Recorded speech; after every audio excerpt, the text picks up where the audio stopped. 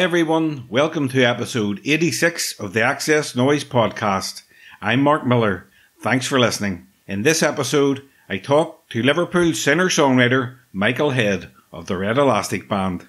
If you missed the previous episode, I spoke to Kula Shakers, Crispy and Mills about their much anticipated new album, First Congregational Church of Eternal Love and Free Hugs. You got to get the band together in a room. You got to actually play. It's with rock and roll, psychedelic stuff. You got to get that energy. You got to capture the band on the floor. And so it was lockdown. So there are loopholes. If you're rich, you got to put your own plane. Especially, it's really easy. But if we didn't have that. So every time we got the gear into a van and drove out to Belgium, right where the studio is. Lonzo, the bass player, producer, he's in Belgium. Me and Paul, the drummer, and Harry, the organ player, we're in England. So every time it was a military operation, and every time the rules would change. Every time you turn up at Dover, there'd be guys in black, with guns and masks, and they wouldn't know what was happening, and they'd be like dressed like Gestapo, but apologizing. I'm really sorry. The rules have changed and we don't know what's going on either. It was so classic. So we drove across France and got into Belgium and recorded and managed to capture that energy. So check it out. And if you like the podcast, please subscribe and share it with your friends. If you want up-to-date music news, album reviews and interviews, then check out our main website at xsnoize.com. You can also follow us on Twitter, Facebook and Instagram. Search for the tag at XS Noize Music. Here's XS Noize writer Daniel Lynch with a taste of what's been on the website this week.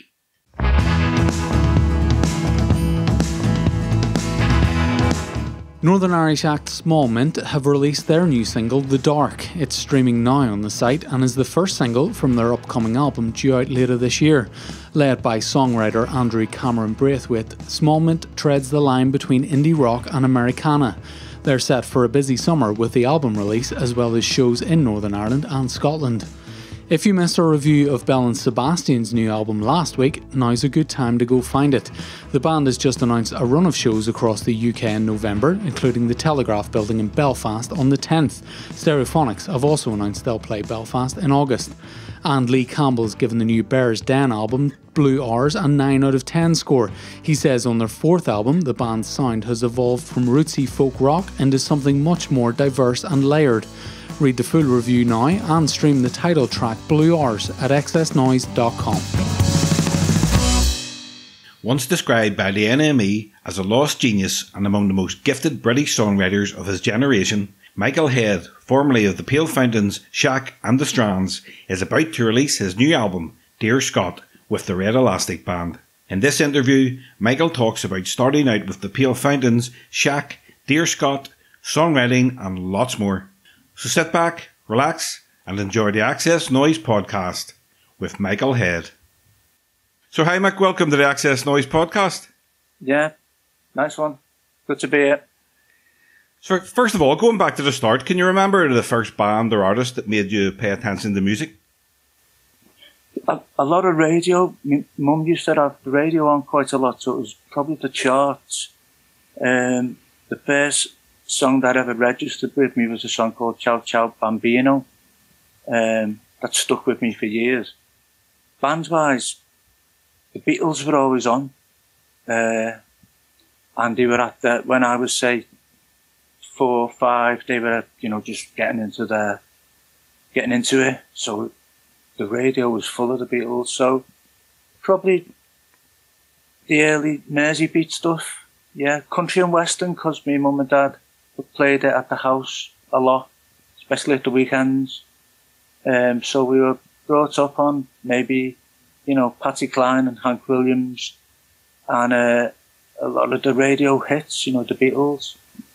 Yeah. When you formed the Pale Fountains in 1980, what was the catalyst that made you decide you wanted to be in a band and you wanted to be the main songwriter? I think when I joined, my first band was by fluke. I went down to I met the keyboard player from Teardrop Explodes, and he asked me if I knew a lad called Yorkie. I said no. He introduced me to Yorkie, whose rehearsal rooms they were using, them and the Bunnymen. Went down, Yorkie said, we use the weekends when they use weekdays and nights, so we use their equipment. I said, brilliant, you know. He'd already knew I'd said I can't play an instrument, but they'd asked if I could sing, and I said, yeah. Which I thought to myself on the way home, can you sing, you know? I thought to myself, well, yeah, I'm always singing in the house, and then I thought I was quite kind of confident about that. Like. But, so I suppose with Yorkie, he asked me immediately to start writing lyrics which I didn't expect. As much as he said I was going down to be like the singer. But then I thought, well, this must be the thing. So I just kind of got thrown in the deep end in a way, but didn't mind it because I had to come up with something like the following week. And so that's when I sort of, I didn't actually think to myself, okay, you're a songwriter, but I was contributing the lyrics to these ideas that we were doing, because we were all just starting up our instruments. And then when we separated, went our different ways, me and Yorkie, I wanted to start to learn to play the guitar, because I was only singing and playing synth in the various bands with Yorkie. You know, I'd only known Biffa, who was a founder member of the Paleys, just on the main street we lived on Kensington in Liverpool. I'd already worked with Jock the drummer, with Yorkie, but as I said, after that we went our separate ways. So when it was me and Biffa, we decided, yeah, I wanted to learn to play guitar. We kind of packed in our jobs, got grants in like an art school, bought instruments, still went to the courses, you know, now and again, but mainly we got our instruments, and Biffa had a cellar, so we kind of fell into a place where that's the way, as most bands start, you know, with different variations, but that's the way ours kind of formulated. When you said about the songwriting, after Yorkie, I knew I wanted to learn to play guitar, and I was writing a lot of the lyrics with whole Bacteria, the Dance Party, Eat You For Now with Yorkie. But with the Paleys, I was just starting to learn my instruments. So I always wanted to write. I always loved English at school and writing essays and things like that. So I always loved doing that. So I just thought, you know, maybe it's a different variation on that. And we got to the rehearsal with the Paleys. I was kind of like, in another way, a fluke, where it wasn't like premeditated, where we'd said at the rehearsal, our first rehearsal with the Paleys, right, we've got this song, you know, I played some things on the guitar, something melodic on one string, and Nick had played something on keyboards, and Biffa played something on bass, and we taped it, recorded it, went home and said we'd all write lyrics for it. So I got some lyrics together, and they kind of just went, nah, I was there busy. You know what I mean? So that was fine. So let's have it. And I don't know about anyone's, but nervous as a kitten, if you like, just your mates. And you're like, to me, it was like you're bearing your soul on the line, you know, that time. And as well as your mates, it kind of, you know, you're thinking, wow, you know, you kind of like, you're going out for a birth with these later, do you know what I mean? Mm-hmm. But after the initial kind of, it was an embarrassment. We just went through them, and then Biffa, the bass player, said, I liked them. And it was, I remember at the time, an installation going through my body, of like thinking like, that was massive, that. It was just like, fucking hell. didn't have to say nothing, or I didn't have to say nothing to him, but it meant so much to me. Do you know what I mean? Then that was that.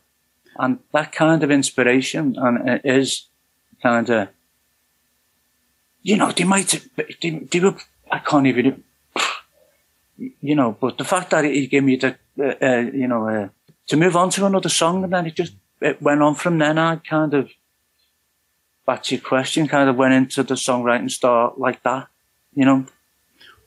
Well, can you remember the first song you wrote and you thought, right, this is a really good song, I'm onto something here? Yeah, I kind of wrote a song called Kitty J. I found this chord that I just loved. It wasn't in songbooks, but it was a beautiful chord that I knew. I thought, I know that. I now know that a lot of bossa nova and music use Latin American chords, and well, it's just and then I thought that, you know, I can go up the neck with this, you know. So then it meant something because it was the first time I wrote meaningful lyrics where I'd got the melody and the chord pattern that I was sweetened with, you know. And then it was about a girl called Kitty J. And I think in the 18th century, if you were an adulteress, especially if it was adultery with someone of a higher class and you committed suicide, they buried you at a crossroads. Well, for some reason. And they showed you this crossroads where she was buried. And, you know, she, however way it occurred, the pregnancy, but, the baby, yeah, and she committed suicide, and it just resonated. Early doors, it just resonated with me, the story. So I wrote, you know, a song about it. And I suppose that's the most first that I can remember. I wrote songs before that, but, you know, like when I was starting, you know, like the first song I wrote was called Handle With Care, because Yorkie put me on the spot and there was a box in the corner that said Handle With Care. So then, like, you know, it was like, and so I was, you know, when he was saying what's the next line, you know, it was like, she said, if you there, you know what I mean? Mm. So, and then, so you kind of like, I was writing songs, starting to learn songwriting, you know, but back to your question of that, I suppose Kitty J was the first meaningful song where I started formulating stories within the songs, or not, and some are more like obviously ambiguous because I wanted it like that, because a lot of people say, well, because sometimes I didn't know what it was about myself. Mm-hmm. But a lot of people do say sometimes you leave it left to your imagination. Some people saying I prefer that instead of you telling me what it's about. I say sound. And if people want so that's good as well. Songwriting, that just works for loads of different people, in different ways. Your songs always have interesting characters and interesting stories, you know, and some you know is observational, some's fictional. You know, that's what I like about them. Yeah, I think there's a massive, you know, bank of things that out there that I'm interested in. Human nature, people within my own city, just people in general, the past history, local history, eccentric people with different points of view, people with strong points of view. Yeah, right across the board. Which is I love. It's right. It's vast. Which is I'm lucky because I've got a vivid imagination as well. So I use it to its, you know, capacity. I'd say you could write a great musical or movie based on the stories and characters that you've written in your songs for all those years. Yeah, I am going to go into, I've started going into short stories. Some of the songs, and a good example of what you've just said is, say, like a song called The Next Day, where I couldn't fit the whole story into the amount of time, say, the song allocated it, if you like it. The song didn't need to be longer. It couldn't be longer. It's ideal the way it is, the structure, the time it is. So yeah, it's an example, but you still get the whole, you know, you get the idea of the content of the lyrics, you know, sometimes the story, yeah, as you said, yeah, and hopefully, you know, some of the songs did start off as short stories that have turned into songs because it's just happened like that. Some short stories have turned into songs and vice versa, you know, which I love. It's a same example of vast array of character material to use. When you're writing a song, do you think a great melody and a great lyric is equally important? Well, no. I think you try and get the best lyric to go with the melody and give them both what they deserve, personally. So I think they're both equally as important, and I try and do the complete, we always say it's always about the song, and try and give it what it deserves lyrically. It's like sometimes, like there was a song we had on the last album, Adios Senor Pussycat, called Work and Family, which was 25 years old. I loved the idea of the concept of the story at the time because it all happened at the one time. The concept, the title, the characters in the story, the story from top to toe, but I couldn't, and I was so happy with the content of the lyrics and the music and the chord change and the playing suited the content of the songs. But because I thought the first verse and the chorus and the middle eight was so strong, and I wouldn't say struggling with the second verse, and you know, could have gone on like say 4 albums in between. Never had that, wouldn't say inclination, but never really been in a frame of mind to go, well, let's have a look at that. That's bugging me. It's never been that. It's been in like say like a bank of vault or whatever.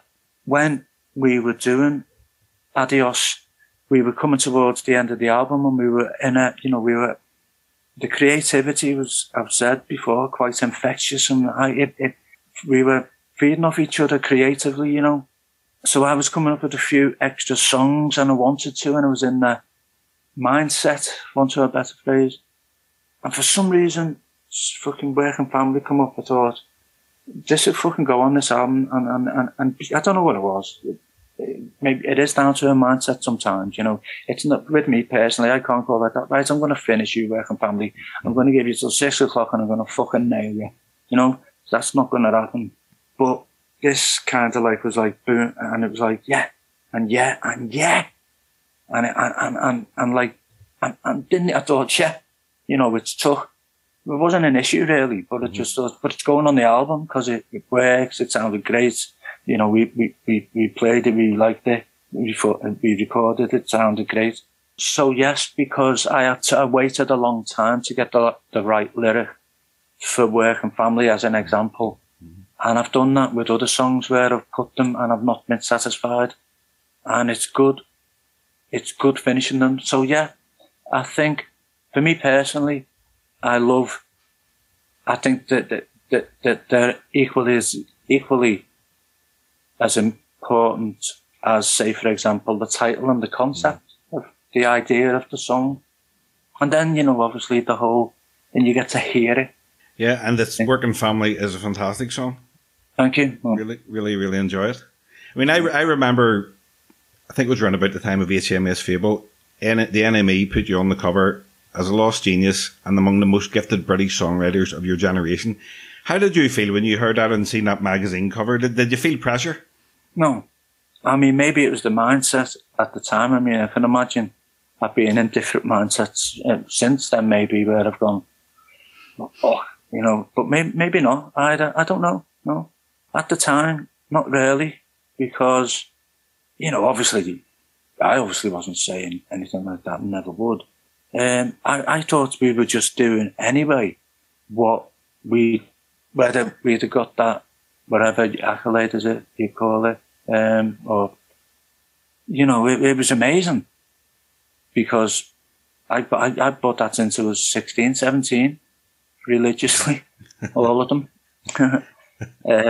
So yeah, it was massive personally, and the girl who did the interview was amazing. She, you know, she just stayed in Liverpool for a few days and, you know, obviously understood how we were kind of like went about things. No, I didn't actually I never feel, and I suppose it comes with time, you know. I suppose it has maybe take time if you get to think about believing in your own songwriting, which I haven't. I suppose now I've got to 60, I'm thinking, I do a lot of reflecting, reminiscing. I don't know whether it comes with the turf, you know what I mean? Or, but yeah, you do kind of like, think about it at times, where you mightn't have at the time because you're still thinking, maybe you do get to that particular age and you think to yourself, subconsciously you start reflecting. But it's been like it's been positive really, you know. Well, you'll soon release your second album with the Red Elastic Band, Dear Scott, which is produced by Bill Ryder-Jones, which is absolutely fantastic. When did you begin writing the album? I suppose after we did the last album, we were so happy with it. We had this ethos of keeping momentum going, to keep, you know, I always thought it was good because it had something to look forward to believe in, focus. And for me personally, that was working for me. And the lads in the band had other projects as well. So it was an ongoing thing, what we could, it was just ongoing. We had no set blueprint or agenda. So, but I'm always writing anyway.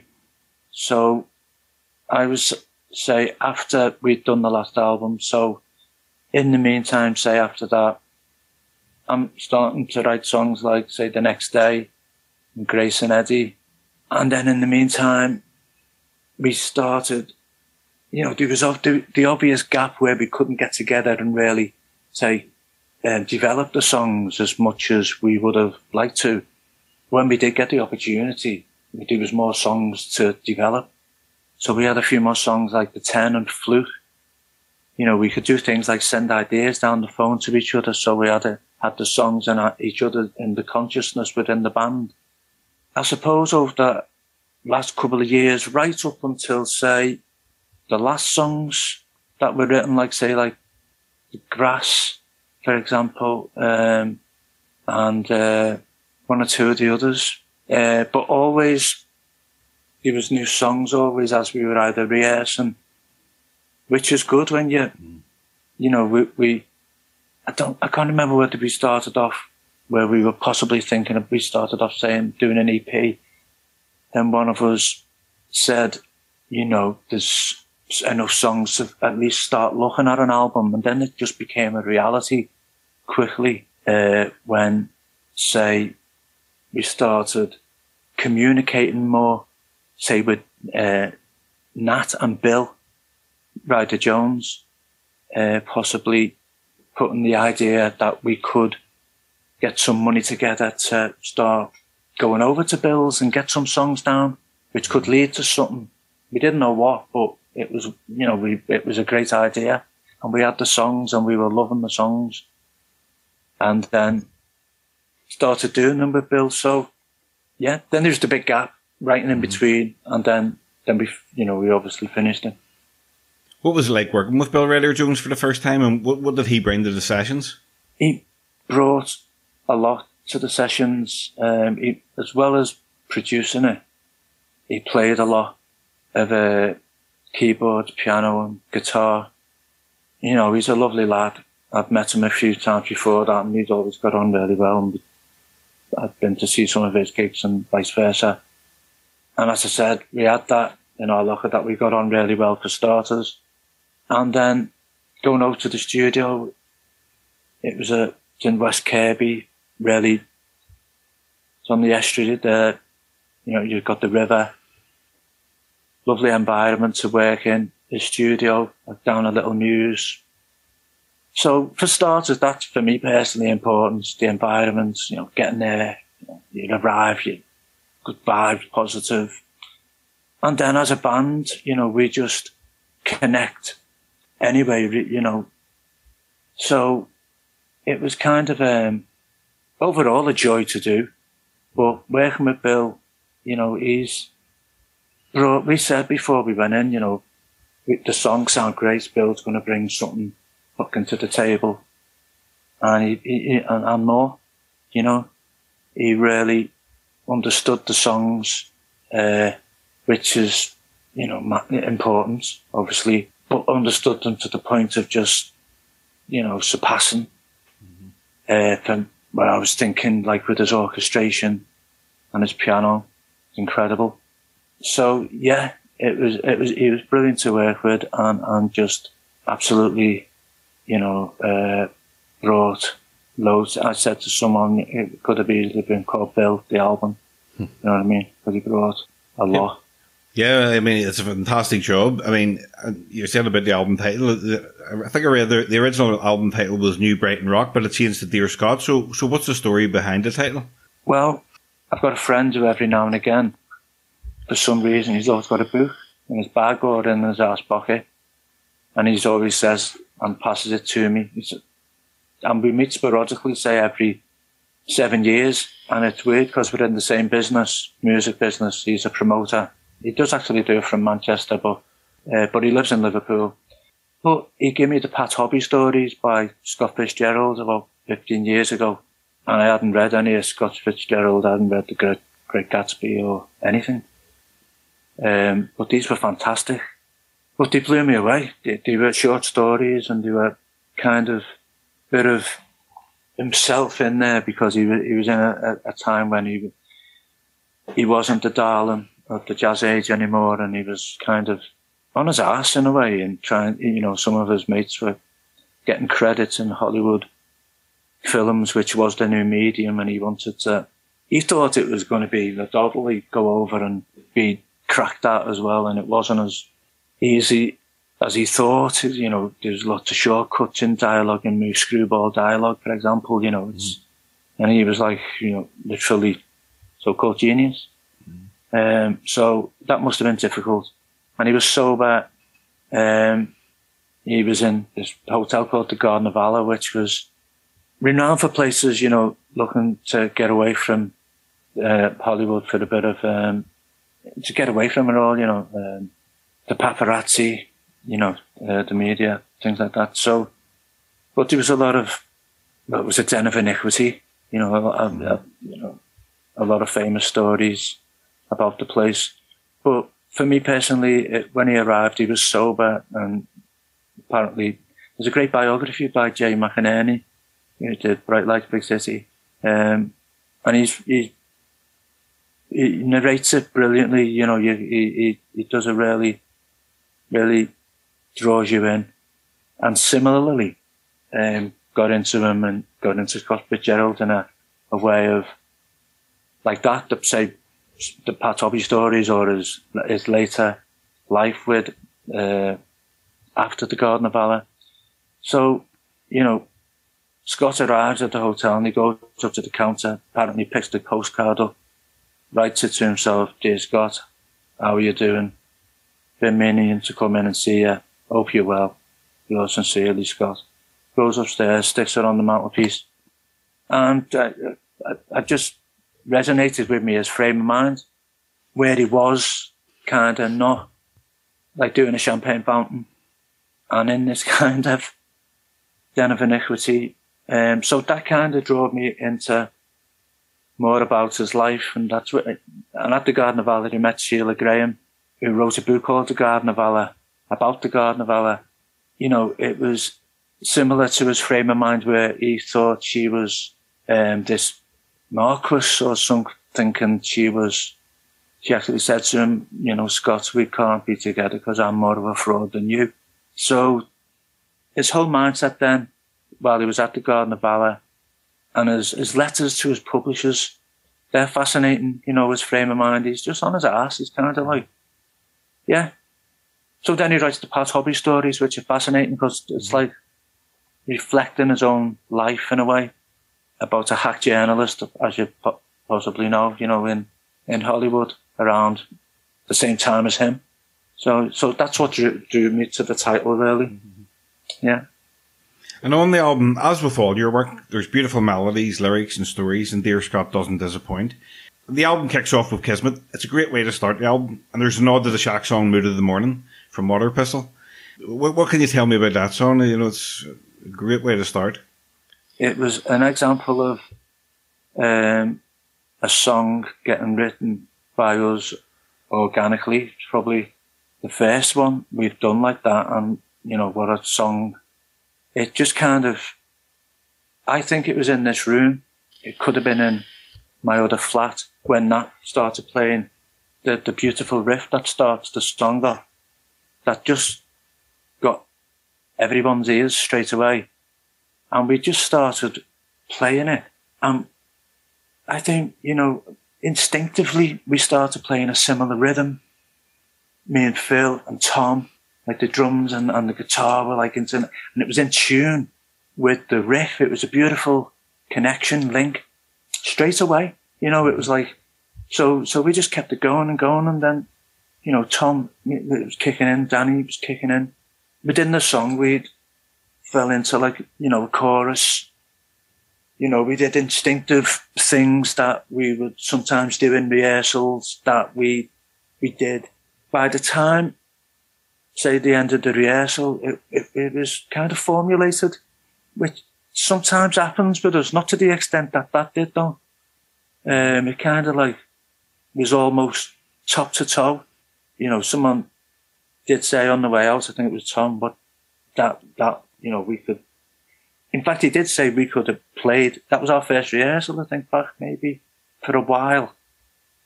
And I think Tom said on the way out that we could have played a gig there. What should we call that? And I said, it's got to be Kismet because that was meant to be. It just fell into place. Subconsciously after that, for some reason, the lyrics formulating about the essence of the lyrics of the context of the song, which was about a time. It's about being stranded.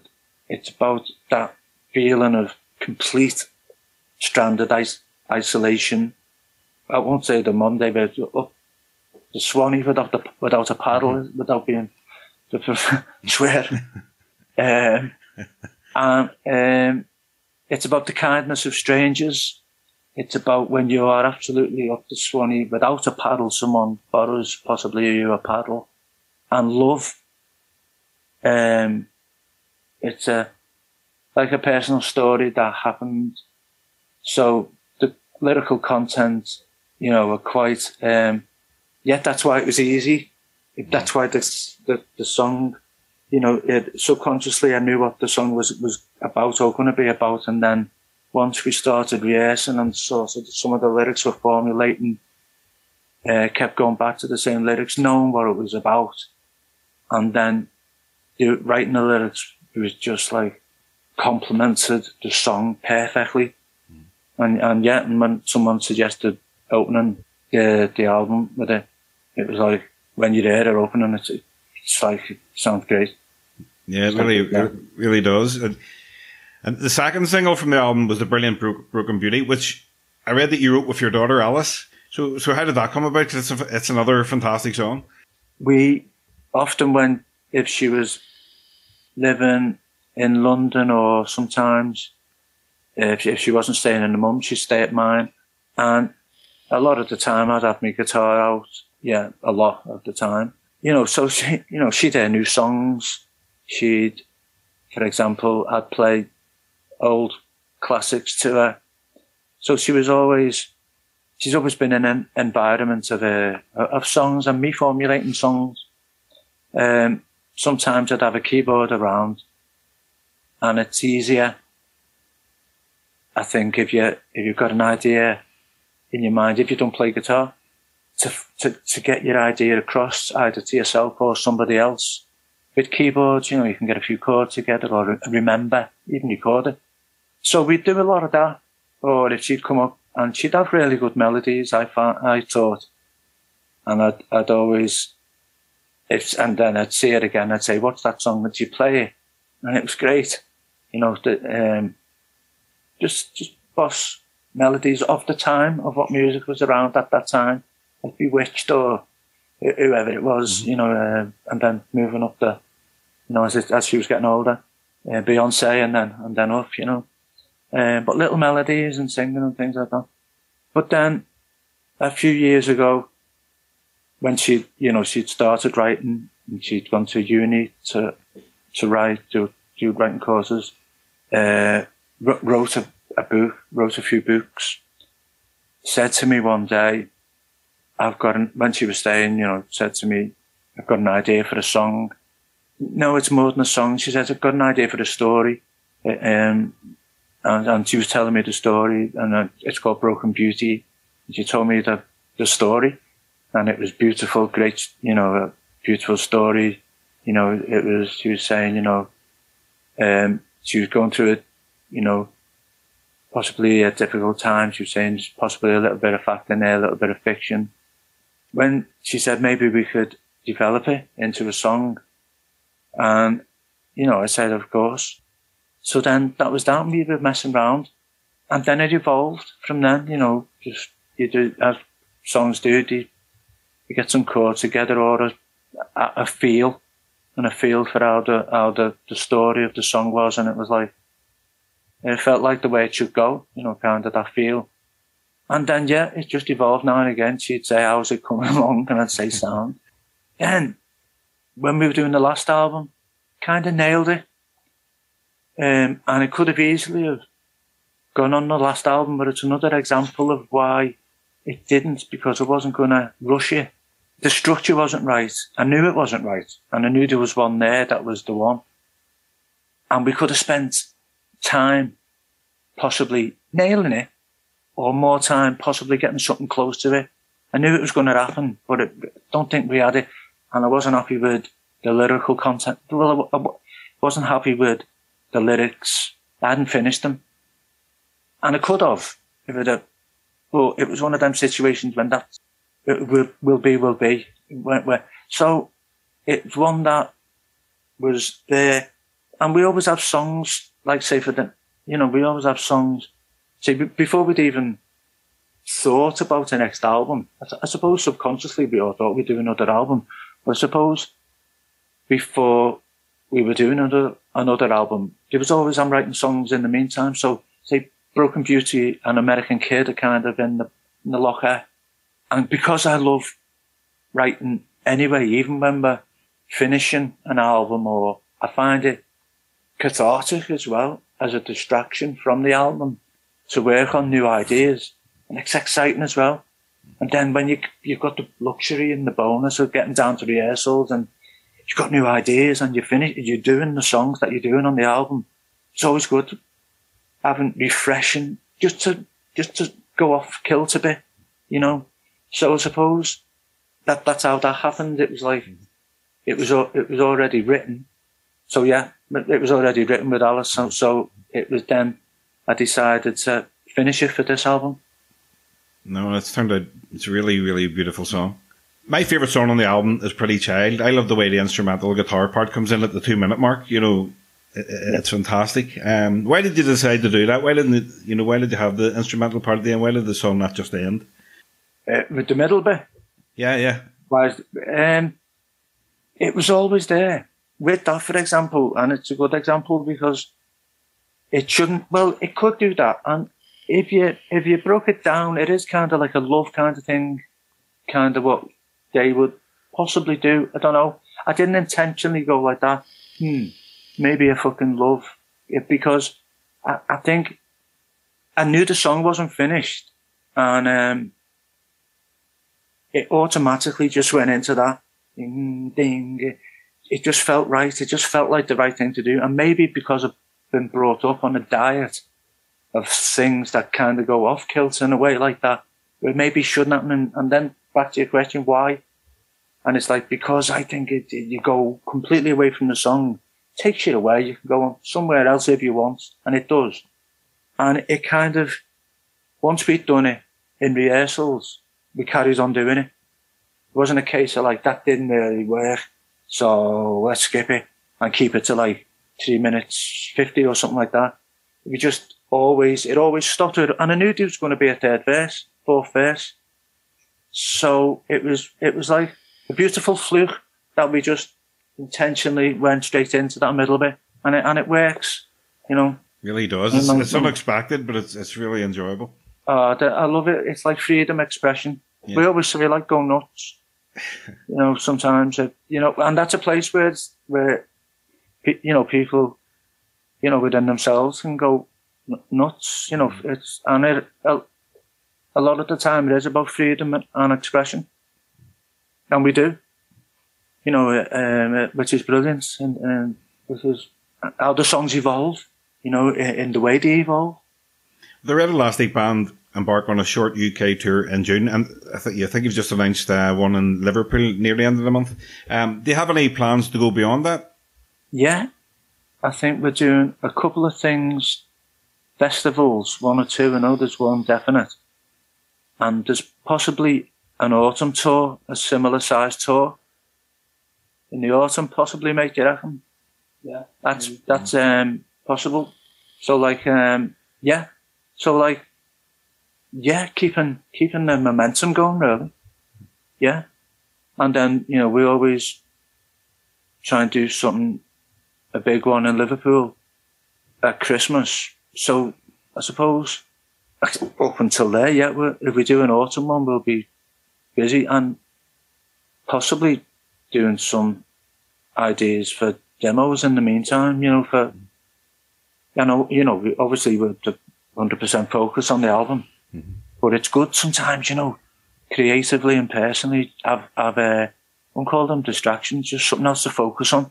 Keep it ticking over and floating. And well, hopefully you can come to Belfast or Dublin at some stage. I think the last time I seen you in Belfast was supporting Oasis, I think. Yeah. Well, it's on the cards, you know. Oh, happy days. Yeah, Alice has said a couple of people have been in touch with her. And the last time we did that, we played Glasgow, Belfast and Dublin. And it was worth it doing it like that. And it was great. And we're bang up for it. And I think Alice has been talking to some people. In fact, yeah. Brilliant. Yeah. So yeah, hopefully on that mini next one in the autumn maybe, or in between. You've recorded 10 studio albums in the Pale Fountains, Shack, The Strands and now the Red Elastic Band. Disregarding a new album, if you were to recommend one of your albums to someone who had never heard any of your songs before, is there one you could recommend? The Magical World of the Strands. I always recommend that to my friends, actually. That's right. Yeah. But my favourite song you've ever written is Undecided from Otter Pistol. You know, it's just an absolutely fantastic song. And it's a song I always go back to. What can you tell me about writing that song? Lyrically, I think, looking back on it, I think it was a jam between me and John. I might be wrong. It just happened. We had a French manager at the time who had this like kind of knack of sort of pointing and grunting in a Gallic kind of French way when he thought something was boss. So yeah, I remember we just kind of we were jamming it, and then it's like a cycle. We just kept on jamming it. The lyrics are quite, yeah, dude. I was quite angry with a particular concept of human nature at the time. So the lyrical content, yeah, is quite, you could say, angry. But essentially it's a love song. And then it was reprised for the Strands album as well, the small musical interlude, which was great. Yeah. I always get mixed up with the two versions. I think nowadays we do a mix of them both. But it's one of them songs that it doesn't really matter. I think it's the cyclical, whatever timing it's in. It's quite hypnotic. Yeah, no, absolutely. And haunting a little bit, yeah. Looking back on your 40-year career, what stands out? What's been your highlights? Oh, wow. Yeah, do you mean like musically, like? Yeah. The highlight? You know, the person that thinks like the best songwriter is Arthur Lee. I owe so much to him. Like, his songs, not just the songs themselves, but I learned to play guitar to his songs. So, you kind of like, some of them were quite intricate. So it made it harder. And lyrically, he was quite, you know, out there and quite political, made a lot of sense at times, quite surreal, which I loved. Diverse, his content. Actually meeting him, and he was the man that he was, because he was so down to earth and possibly the opposite to what possibly people might think he could possibly be like, was the complete opposite. So we didn't think anything anyway. You know, he was just as fascinated by us as we were by him, and the way we could just sit down with him within 30 seconds in a little bistro and not talk about him and talk about other things, you know what I mean? Yeah. John Coltrane, things like that. So yeah, that I suppose, you know, if I really thought about it, when I get home, I'll go, fuck. But I think realistically, you know, he was like, as heroes go musically, you know, and just so as a songwriter, just blows me away, you know, just from the first time I heard to right across. Then meeting him, his personality, you know, just so grounded, down to earth, beautiful, you know, just so lovely. And, so I'm meeting him. So I suppose that was the highlights, yeah. I know I went on a bit there, like, but... No, it's fine. What was it like playing on stage with the man? Oh, fucking hell. It was amazing. We knew all his songs and we learnt his new songs. He had a new EP out, so we learnt them. And we knew all the songs anyway, so whatever he wanted to play, we knew we could cover. Or it wouldn't take long. So he was confident with us. Yeah, it was a really relaxed atmosphere in the sound check and on stage. It was really... I think I can talk for John, I'm not sure, but Your Minds and We Belong Together, we always... It's always my favourite, and we always loved it and played it. And it was a bit of a toughie at times, it goes all across it, and there's a solo at the end that's probably it's right up there. And John nails it in his own way, the way it's done, and does it. So we said, let's do it in the sound check, and Arthur said, well, you don't know that. And we said, we do. And we were sick of saying to his manager that we do. We don't do. You don't know that we do. So when Arthur said it, like we said politely, we do. And he goes, well, fuck, Love didn't know that. Because they mightn't have done it live. I don't know. But I said, well, we know it. So we did it. And it was a boss. And it was great. And he was on it as well. And the thing is about it, he was playing songs that he hadn't played for a while. So when we were playing them, he got right on it, as though like he hadn't played it for 30 years. Do you know what I mean? Yeah. So when we did Your Mind and We, I think he hadn't played it for a long time. So it was maybe it's like second nature to some people. It just came to him like that. And he did go up to our John at the end, and he did say to him, you know, we'll finish on that. And he said it in a way which was like, that was fucking boss. You know, so being on stage with him was like incredible. Yeah, amazing. Didn't remember much of it, but it was the bit I do. It was mind-blowing. Last one, Mick. What's next in the immediate future for yourself and the Red Elastic Band? We're doing the tour in a few weeks. Doing some acoustic gigs, one in the Social in London. Then the album comes out. Yeah, maybe a bit of recording in the meantime and some more gigs. We're trying to, we could get some more gigs, possibly try and get to New York and LA, and Belfast and Dublin. Well, hopefully see you there. Really, I will definitely be there. Be a great tour, that wouldn't it? Belfast, Dublin, New York, LA. Let's have it.